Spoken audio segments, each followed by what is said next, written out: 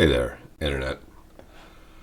Today I'm going to talk about the old Linux CNC and a wireless pendant that I made and try to document what I did, because finding information about Linux CNC can be a challenge. You might ask why I built it. Well, I already have like mountains of wires. I mean, this is how I feel sometimes. And I just don't need any more wires. So I need a wireless MPG pendant, and I have all the stuff to make one. And I feel like if I go buy one, I could certainly do that, but that's no fun. So we're gonna make one. What's the thing that you made? Well, it's pretty simple. If you just look at this little chart I made, this is it. This is the chart. I guess to simplify, there's really three things. There's the input device. That's the thing that you're going to stick your little grubby hands on. There's the dongle, which is going to bridge the wireless to UDP. And then there's the Linux CNC device.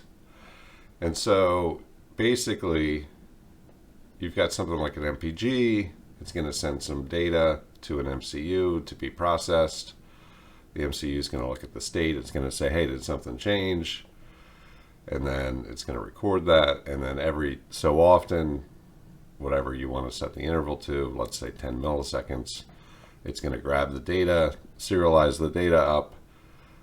I'm using message pack in this case. You could use Arduino JSON. There's a bunch of stuff you could use. You could just use a struct and send it over UDP. Then it's going to send it over ESP-NOW, which is a special protocol that's low latency that Expressive developed. And that's going to be received by another device. And that device is going to be plugged into the Linux CNC box through USB. I guess there really should be another thing here that says USB. USB is going to create a virtual network device that this thing is going to take the ESP-NOW packet and translate it into a UDP packet, which is going to then be sent to a Linux CNC comp written in Python. The message is going to be deserialized, and then we map those bits of data into a HAL pin and do whatever we want with that data. So it's pretty simple, pretty straightforward. So here's the device I made. This is just obviously a prototype, and the power source is a bit clumsy. So this is the x-axis, and you can see in the background there, when I twiddle this, get that to move, and then this is the z-axis.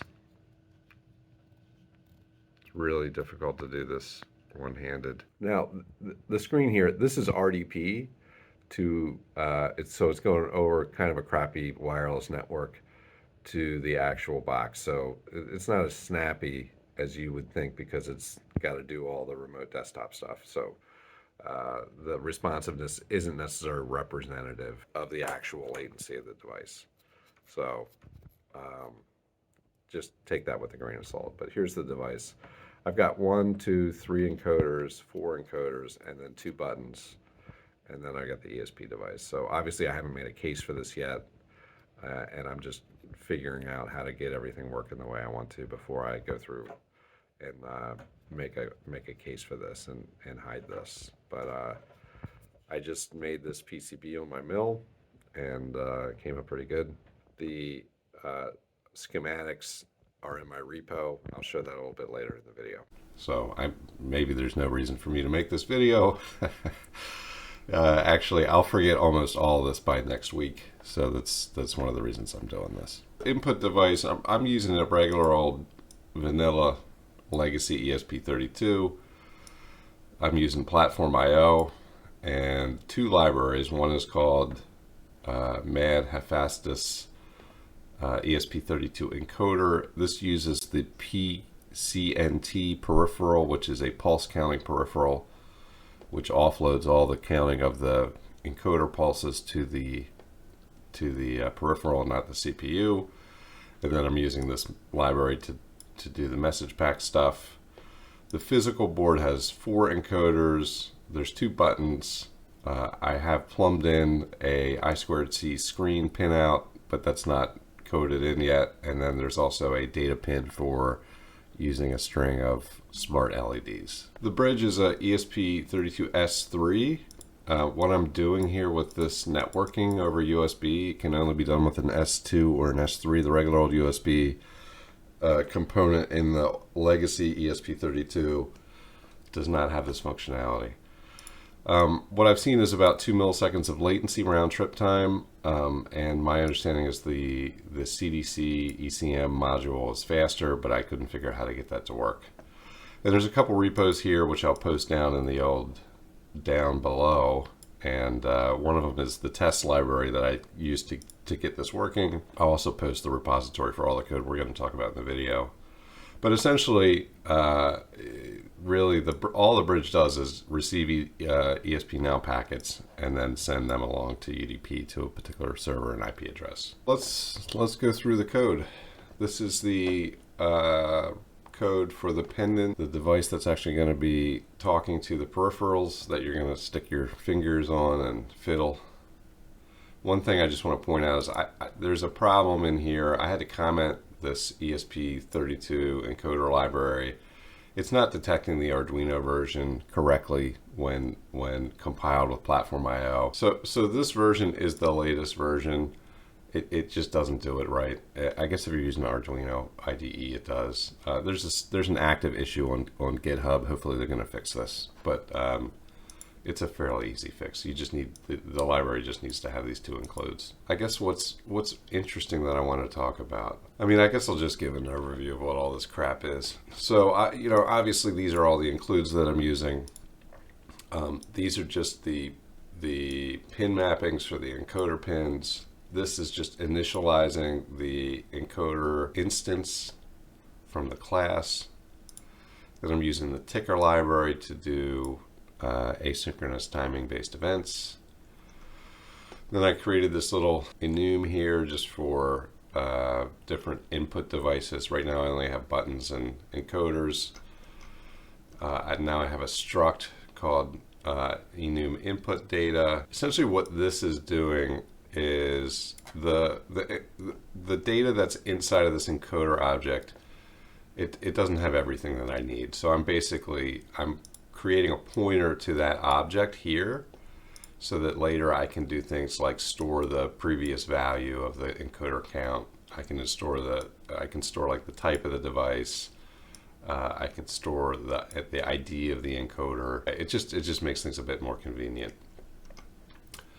And then down here, I'm initializing the encoders. I don't know why I had to do it like this. Like theoretically, and again, I'm a terrible programmer, so just keep that in the back of your head for this video. But theoretically, I can just like grab this pointer and store it, and it just doesn't work. So I have to fully initialize this struct for each one of the encoders. So this is encoder 1, encoder 2, etc., etc. And so the important thing here is we're just storing a pointer to that initialized instance of the ESP32 encoder class. Then I put all those into an array that I can iterate through. This one is important. So let's go back to the other diagram here. In order for the input device to talk to the dongle through ESP-NOW, a couple things have to happen. The first thing is that the input device needs to know the MAC address of the dongle, and then it needs to register it as an ESP-NOW peer. So if we go back over here, we can see that I've already, prior to trying to test anything, you have to get the dongle to vomit out its MAC address, and it does it in this format, and then you have to kind of push it into this hex format here and feed it into this array called remote peer address, which is just 1, 2, 3. It's just six hex values. That's what the Wi-Fi network uses to figure out like who do I send it to. It's kind of the address of the device on the Wi-Fi network. The next thing, I just have a function to set up each encoder. So I feed it the instance of the encoder that I created, and then set it up as full quadrature. You can do single edge or half quad is the other value. This should be half quad. Do I want to change anything? The single edge doesn't work very well. You set the counter value. This is also something to take note of. It's a 64-bit integer, and trying to print it creates all kinds of problems because the ESP32 print, libraries and everything they don't cope well with int64. So you have to be aware of that. I'm not going to go super deep into that, but it will definitely trip you up. And then this set filter is just kind of like a debouncing filter, but this is based on an 80 megahertz clock. So it's divide a second by 80 million, and then multiply that by this value, and that's the interval of the debouncing for your encoders. Now, so if you're using one of these EC11 or EC12 encoders, they can have quite a large amount of bouncing. This is just inside of here, it's just a mechanical switch. And so that switch is going to have a period where it potentially is going to create a whole bunch of signals that are no good. So you want to filter those out. There's two ways to do that. One is to build a filter, a hardware filter with a capacitor and a resistor. And then the second way is through software to filter out any invalid signals. So you definitely want to think about doing that when you're building your board. It's not the most critical thing in the world. Like I have the capacitors on my board. The pads are there, but they're not populated, and it works fine. So like this isn't the biggest thing in the world to worry about. So that's the encoder setup. There's a bunch of stuff in here for the ESP Now setup that I'm not going to cover. In this particular version, I'm not reestablishing the peering. So that's something that I have to do. I've flagged that as a to-do in here, but I'm not going to talk about that because there's a whole bunch of, there's tons of tutorials on how to get ESP Now set up. So let's just jump down into the setup routine and talk about how everything gets set up. I'm using the pull-ups on the board. You might want to use stronger pull-ups and build those into your hardware. Again, this seems to be working okay now, but I can see the value of having stronger pull-ups on your board that your encoder's mounted to, along with the hardware filtering. We're just calling that setup routine with the encoder pins here, and the pointers to the these instances. You got to call this Wi-Fi mode call to get the radio and the ESP32 on before you do the ESP Now stuff. So then you initialize ESP Now, and then you register these callbacks. So every time you get a successful send, you're going to have a callback that can do something. Once that happens, you can do the same on a receive. Now, in this particular version, I'm not receiving data, but one of the nice things about these pendant setups is that you can actually send a bunch of data back to the pendant. So you may want to send state, like for instance, the jog acceleration value, and if you go into linuxcnc and you change that, you might want that to then propagate back to this device, and then have this device be aware of that. Or you might just want to put the DRO coordinates on the device because you're standing next to the machine. You can just glance down at the device and you've got your coordinates on there. So that's nice. I haven't implemented that yet. That's something that I want to do. So then this is my ticker. Attach MS is just saying every 10 milliseconds do this thing, and so I'm reading the encoders. I guess I should explain this in a little bit more detail. So the encoders are going to update as fast as they can. Essentially, it's kind of its own device that's watching the GPIO pins that you mounted up here when you set this up. So they're likely going like crazy fast. I don't know exactly what speed it might be. Actually, yeah, I think it's 80 megahertz. So think about these things. 80 million times a second, they're gonna look at the values of these pins and decide if anything's happened. Now, you don't want to send a packet 80 million times a second. You can't. It's literally too fast. So instead, what I'm doing here is I'm just saying, okay, so I already have the values recorded. Like the encoders have already figured out what's happened with the devices, and they have a count value. Every 10 milliseconds, I'm looking at the account value, and I'm going to decide if anything's changed. If the state has changed, then I'm going to go ahead and send an update back to linuxcnc.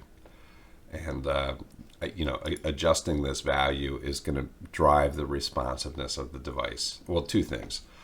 This value is going to drive the polling interval to see if the state has changed, and then the network delay of sending the packet, receiving the packet, decoding the packet, and then doing something with the data. That's going to drive the responsiveness of the actual pendant. This is the thing that if it disconnects that I need to redo, but right now in setup I'm just setting up the peer, which in ESP terms is just saying, hey, this is the MAC address that you should be talking to. Finally, in my loop, you can see there's nothing here because all this happens asynchronously. There's nothing in the loop that has to happen. I have this do read encoders function, which is wrapped by do read fast and do read slow, just because I want to pass this flag on whether or not I want to print or not. Right now I'm not printing anything, so this is unused. But essentially what I'm doing is I'm just iterating through all of the encoders in that array that I created called encoders, and I'm saying if the grab the current count, which is the current encoder position value, and then if the previous value that I stored is not equal to the current value, then we're going to go ahead and send an update.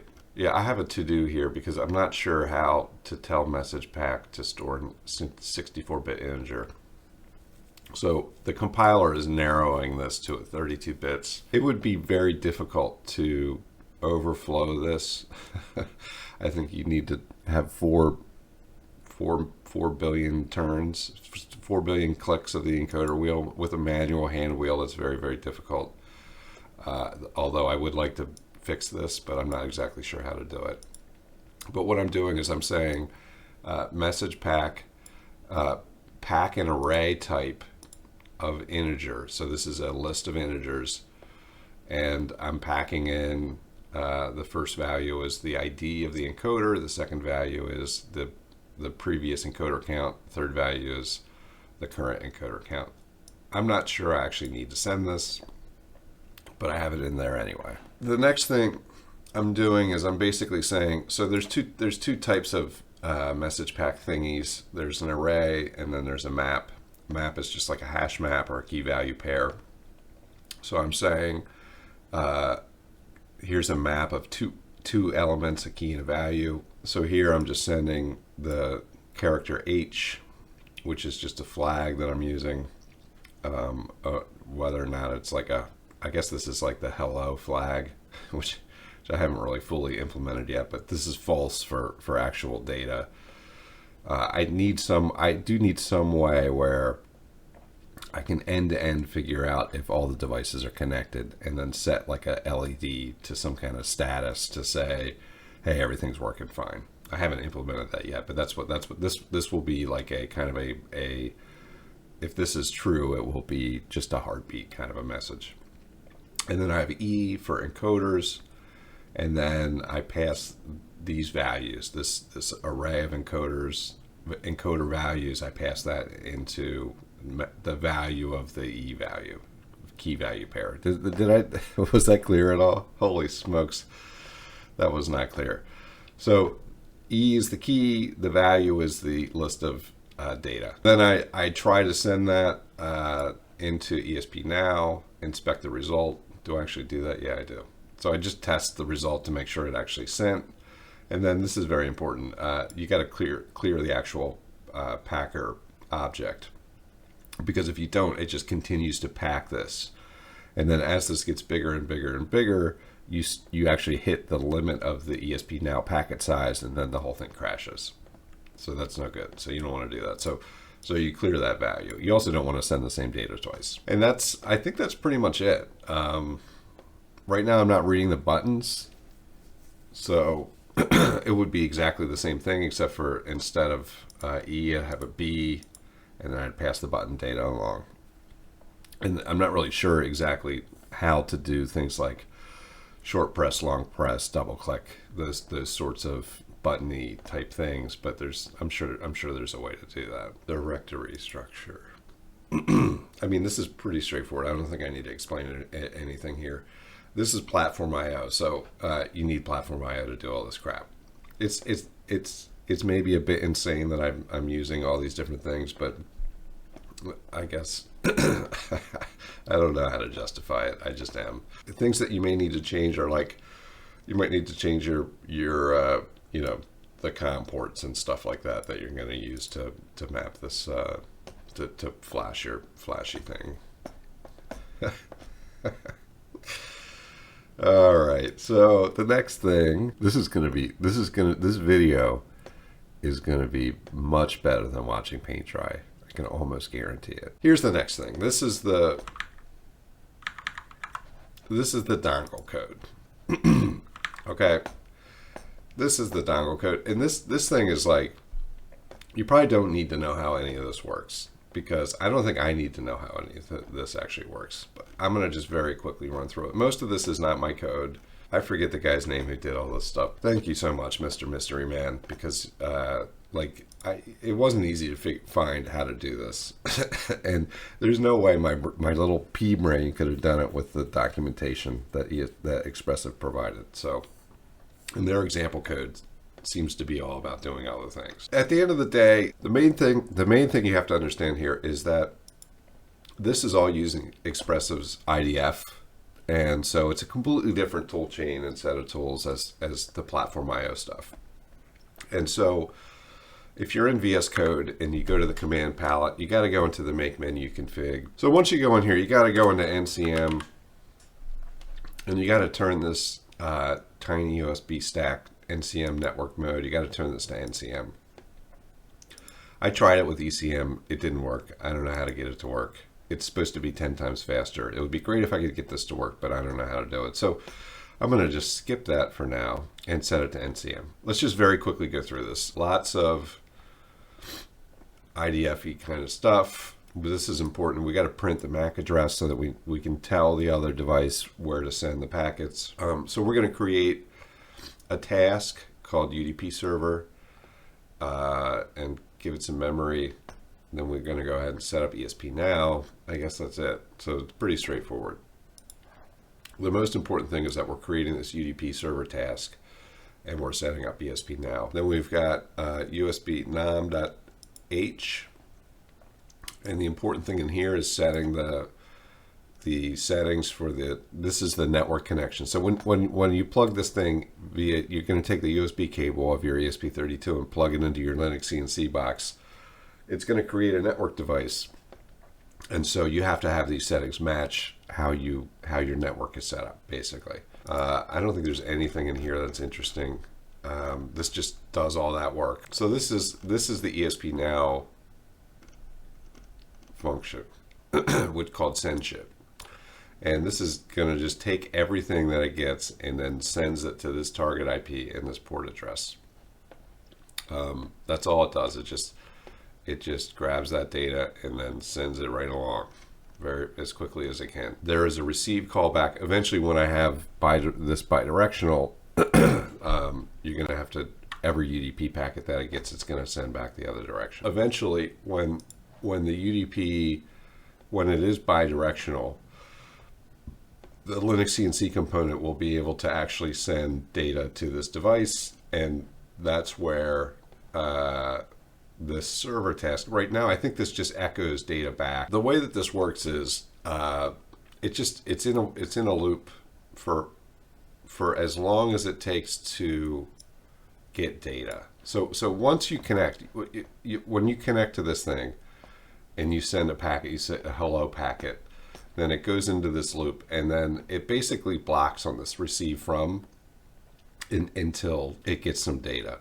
And so there's a way to do, there's two different ways to make this asynchronous and non-blocking, and I didn't implement either one. So eventually I will, right here is the thing that I want to fix, to make this non-blocking, but it'll wait forever until it gets some data and it stores that data, and then it does something with the data. But right now it's blocking, so that's why I have this send shit function over here, ESP now. Eventually, I think this whole thing goes away. A bunch of this stuff can happen over here, and then I can get rid of this blocking function and make this fully asynchronous. But it works the way it works right now. So anyway, we'll move on.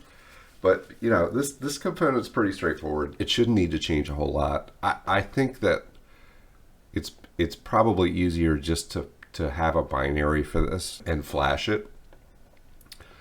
And then that way you don't have to load the ESP IDF and all the associated cruft with that.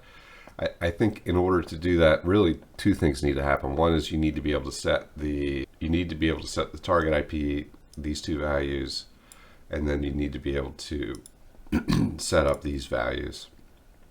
And if you can do that easily in a secure way or semi-secure way, this binary, once it's done, you'll never have to touch it, because it's just moving packets from one side to the other. Now we're gonna get to the side that maybe I know the least bit about, and is the most opaque. Okay, so here's my stuff, my linuxcnc stuff. I guess I'll just show a quick demo of the actual thing. So if I turn the actual hardware, you can see it's kind of like an Etch-a-Sketch, which is interesting. I can move this thing around, and you'll note over here in House Show, I've got a bunch of different values that I'm monitoring.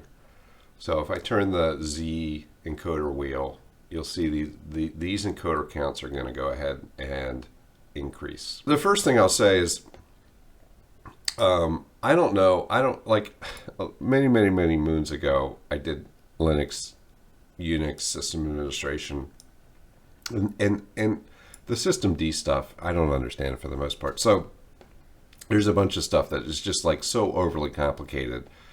You know, to configure a network interface before used to be pretty straightforward. I just don't understand what Debian's doing with a bunch of this stuff. But anyway, when you plug this device in,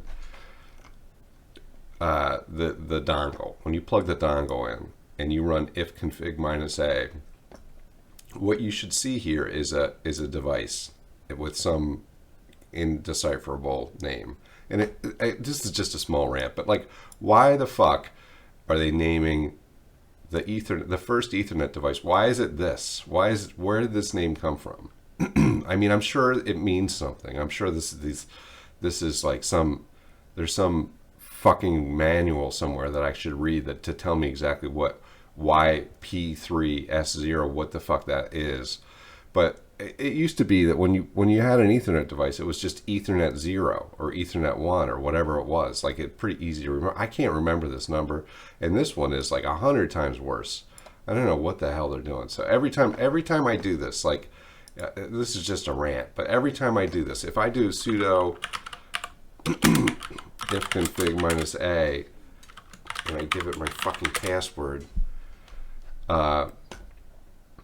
every time I do, like, it's not here. It's so much scroll, it doesn't even fit into the terminal window. And then I got to scroll and all this shit, and I'm doing this via RDP over the network because this thing is headless sitting on my desk, and like the RDP performance is dog shit.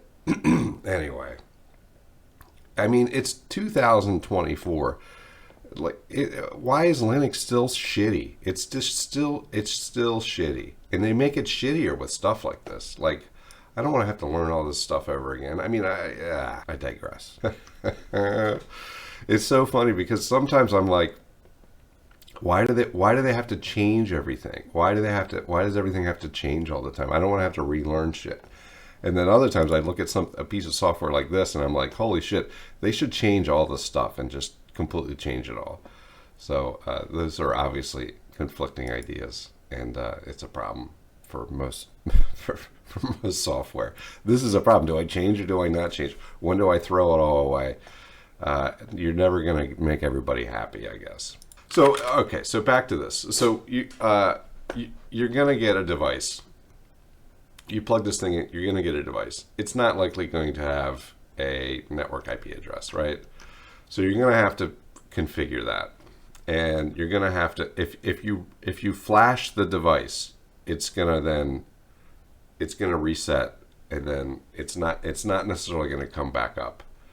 So you have to figure out for your operating system how to get this thing to come back up. And if you do that manually, the way I've been doing it, you just do sudo if up and then the interface name. This god awful nightmare without the colon. So you just do sudo if up this, and assuming that you've given it an IP address, it should come up on the network, and then when you do if config, you're going to see that, oh, okay, it actually has the right address and it's in the right network, etc., etc. And you once you've done that, and assuming everything else is working, then the bridge should be working fine. So I guess that's one important thing to cover here is that. Now, for some reason, I have no idea why LS USB just broke. You know, a couple days ago, if I ran LS USB, it gave me something that I could read. Now it's giving me this nightmare. And like, what is that?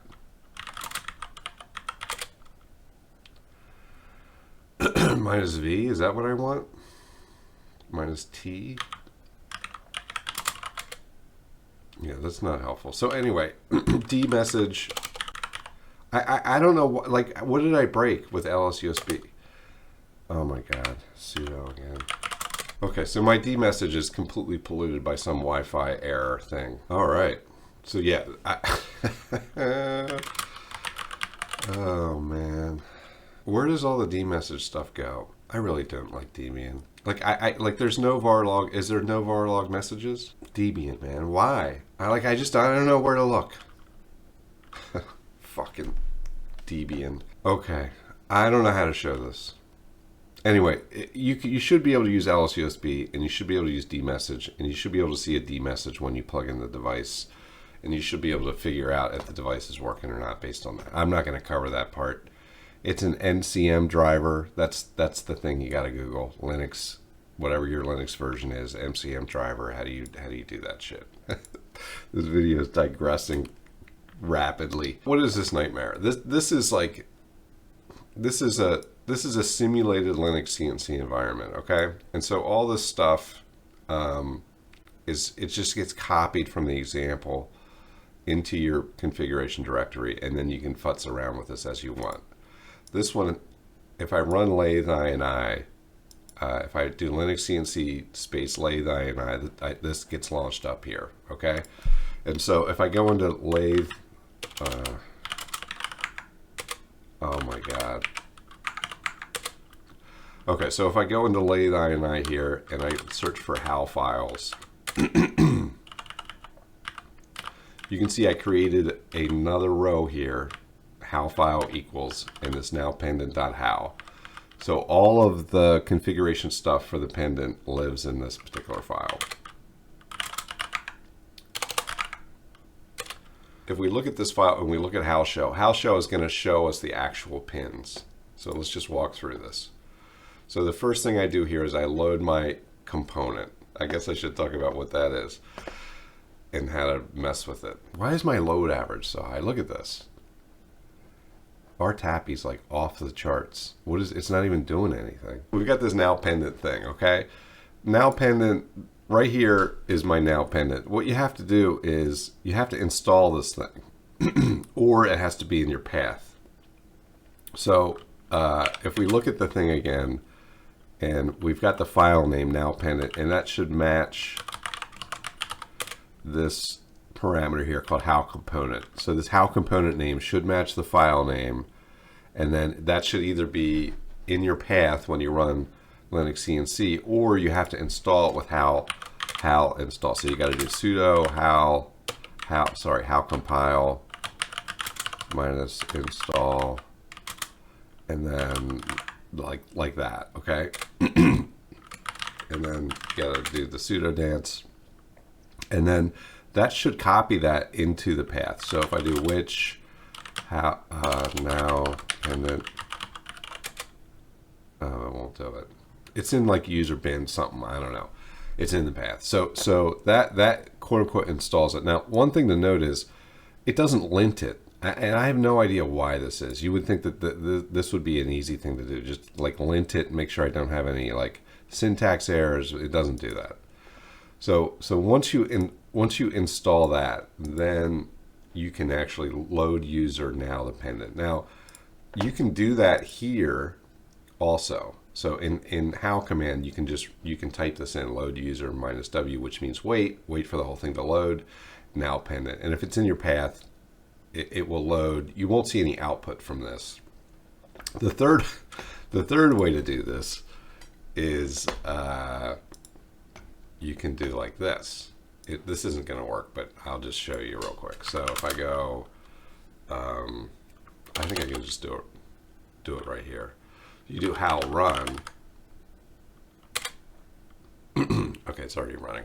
So you would do how run it, and then you would type the command and load user -w now pendant, and then you should actually see some output from doing that. That's the first line. And this thing's going to be like 3 hours long. So you load this thing, and this is just loading this code, okay? And we'll get back to what this code does in a second. But what I really want to talk about is the pins. So anyway, so you load this thing, and that sets up all the pins. And then you do the net command. Now, the net command, this is another one of those things. I don't know why they did it this way. The syntax of the net command, I've been looking at this stuff for like a couple months. I don't understand the syntax of this thing, but there's like optional arrows. So you could put these funny arrows in, and they're just for you. They're just for your own edification, so that you can try to wrap your brain around how this thing actually works, which I can't actually do. So they seem completely useless to me. But I guess if you do this all day long, it's like, oh, I know exactly what's happening here. I don't know exactly what's happening here at all, but we'll just park that for a second. So if I use the net command, okay, the first argument is like, this is the signal, I guess, in the linuxcnc nomenclature. So I'm mapping this to a signal, and then this is the thing I'm mapping. I'm mapping now pendant jog scale. So this is the count of the, I'm sorry, this is like the how much increment increment of jog is going to be, right? If one click of the MPG is going to be a millimeter, then that's the jog scale. So we're mapping that into this now jog scale signal, and then we're also mapping that out. The output of that is going to go into the x-axis jog scale value and the z-axis jog scale value. And you can see the jog scale right here. So I've got now P jog scale, and if I turn my encoder, it changes that scale. So this is, let's say I want to do 1/10 of a millimeter for every jog increment, then that sets that, and then that in turn sets both axes to the same scale. So I think when I originally set this up, I only had it mapping to one of the scales, but if you provide two outputs, you can send this thing, you can kind of tee it off to two different values. So the next thing is set P. This is set a parameter, and the parameter I'm setting is the x-axis jog enable parameter.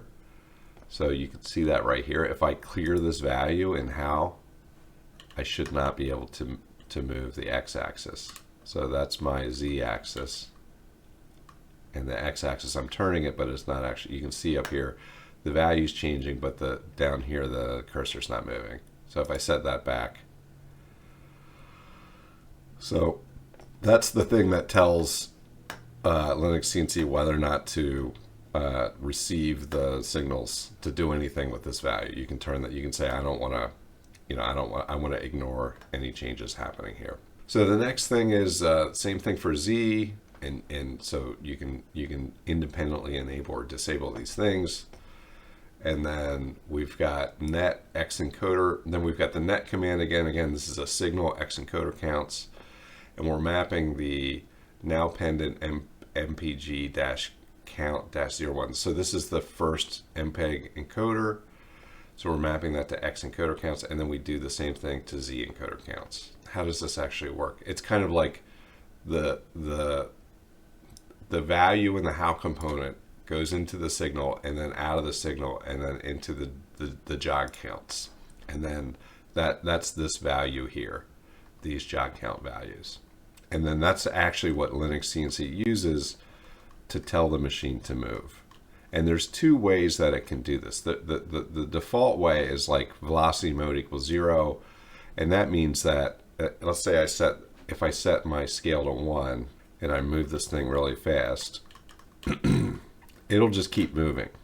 Like if I give it 600 counts, it's going to move this thing 600 millimeters, and it might take a while to accelerate it. So you might have stopped moving the wheel, and the thing hasn't even gotten up to speed yet. So it'll keep going for that entire amount. If you set velocity mode on the jogging to 1, it's essentially as soon as you stop moving the MPG wheel, it's going to tell that axis to stop moving. So one of the things I want to do here is like map in a toggle so that I can toggle that mode because it is a useful mode. That's the pins. That kind of explains the pins. And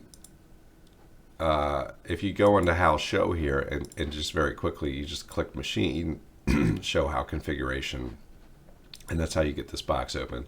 And then you can browse through all of the internals, all of the internal pins of linuxcnc. And this should all show up under what I've named the component, which is now pendant.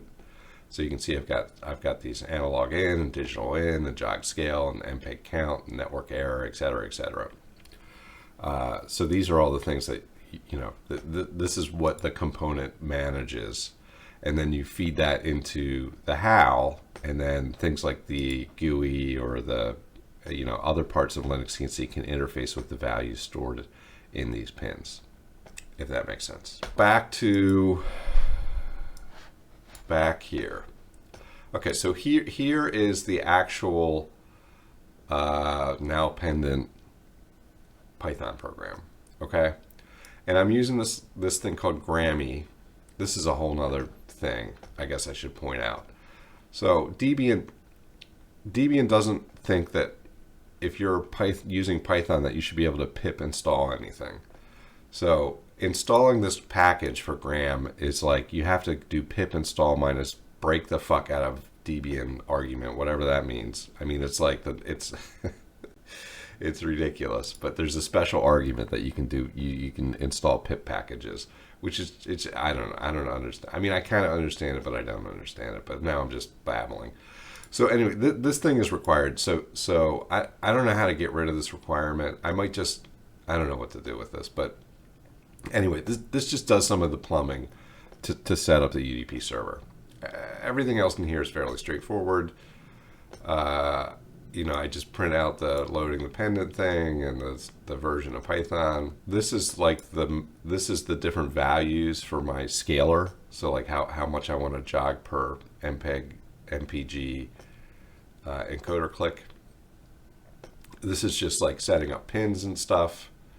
So you essentially, you have to say, create a new component. Here's the component name. You do all your setup. This is all your initialization stuff. And then you got to call c.ready. And once you've done that, you know, you're kind of into the main function, I guess, is the way to think about it.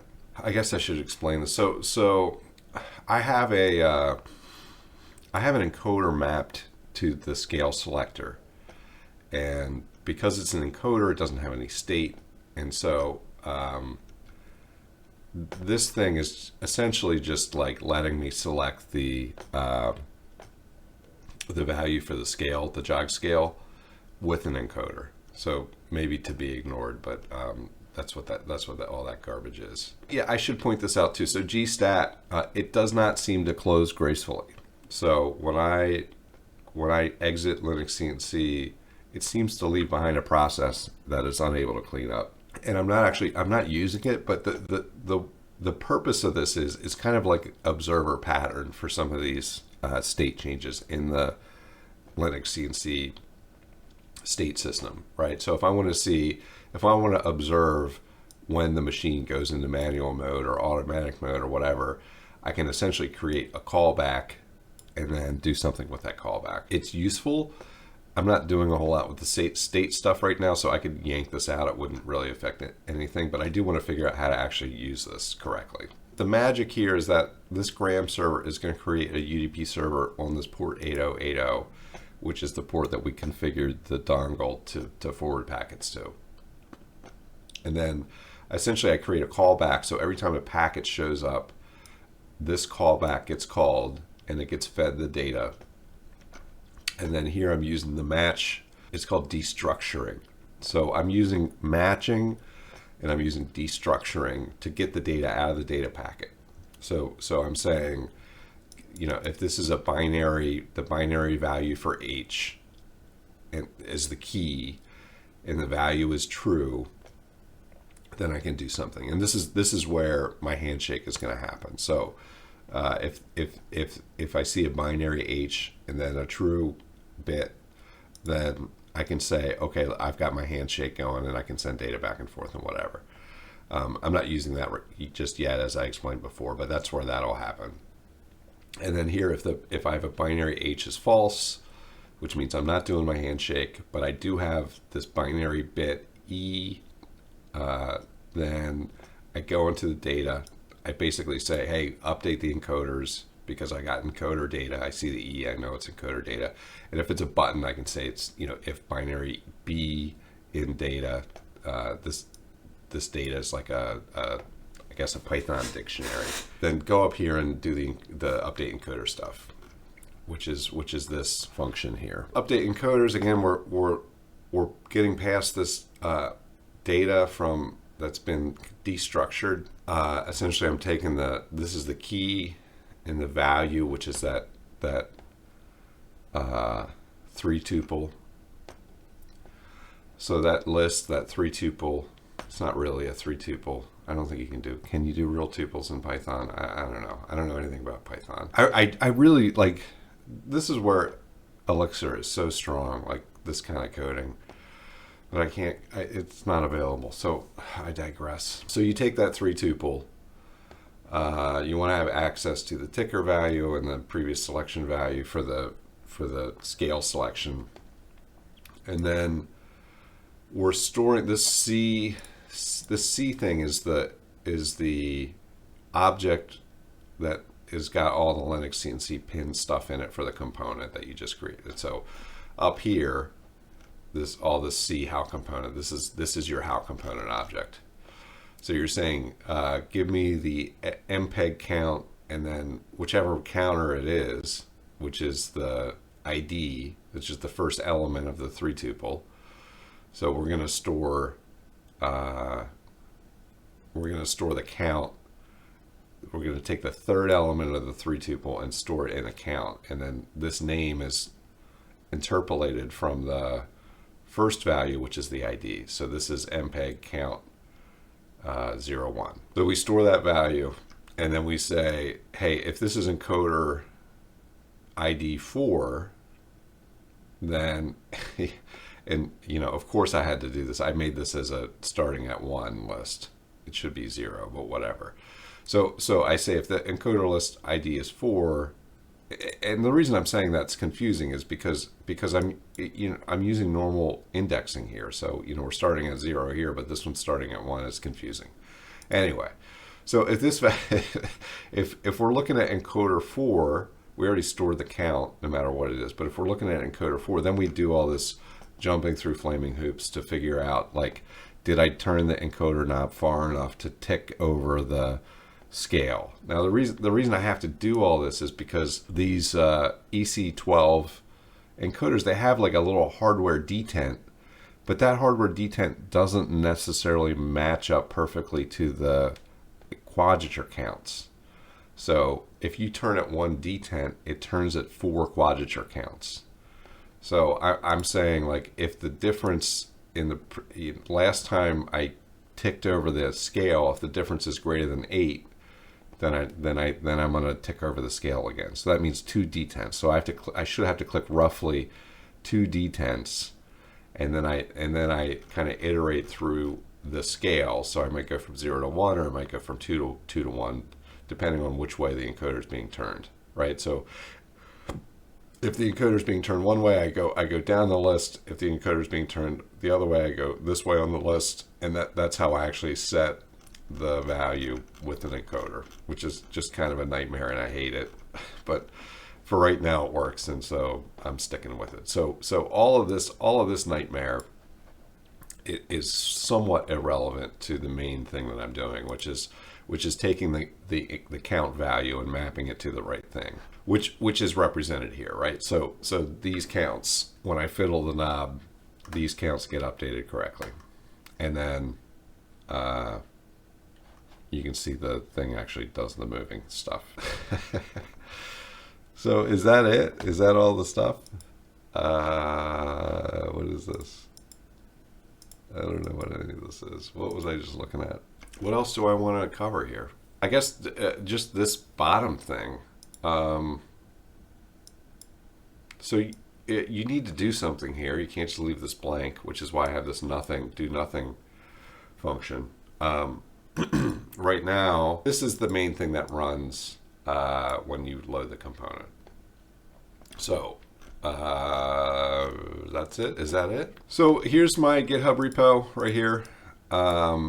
It's got all the code in there. I'll be updating it as I go. There's a few things that I want to track in the old to-do list, and it's organized basically. The pendant is that's the esp32. That's all done in platform IO. There's the bridge, which is ESP IDF. Then there's the linuxcnc component, and then I put the stuff in here for the board that I made. So here's the schematic for the board, and then the actual board that I created. I milled this out on my machine. This is the, here's the filter network, the encoder pins, and then the LCD screen goes here, and I've got an encoder here, and then there's 2 buttons. I really need more buttons. I guess I should call out Meister. I guess that's his name, Meister. So the guy behind linuxcnc RIO, who's done just absolutely amazing work, almost at exactly the same time, he's created his own MPEG pendant, and his is actually much better than mine. You can see he's got a nice big fat encoder here, and then he's got buttons all along here, and then buttons all along here. So he's got about, I don't know, he's got about 10 buttons, and then he's also got 4 encoder knobs. And so if you want a different version of this, that's more, I think this one just does UDP over Wi-Fi, regular old Wi-Fi. I don't know if it's using, I don't know exactly how it works. I think he's using ESP now, maybe to serial. I guess we could look. Anyway, he's also got the bidirectional feedback going. So if you go to this repo, you can see he's got some videos posted. Each one of these is a video. And then he's got a BOM, and he's got the firmware and everything. So this is another alternative. It's doing almost exactly the same thing as mine does, except probably a lot better, and with programming that's that's done with more brain power than I possess. But again, the point of this video was for me just to document some of this stuff, because I'll probably forget it in a couple months, and then I'll have to refigure it out, and it'll take me 10 times as long to do. So anyway, yeah, that's my explanation of how to do this, like, nice and straightforward, simple, elegant, not at all overly complicated wireless MPG for linuxcnc. So anyway, if you made it this far, like, maybe there's something wrong with you. But thanks for watching. Leave a comment down below if you want to make fun of me and my terrible programming skills, or you just want to say hello. That would be great. So, thanks for watching. Bye.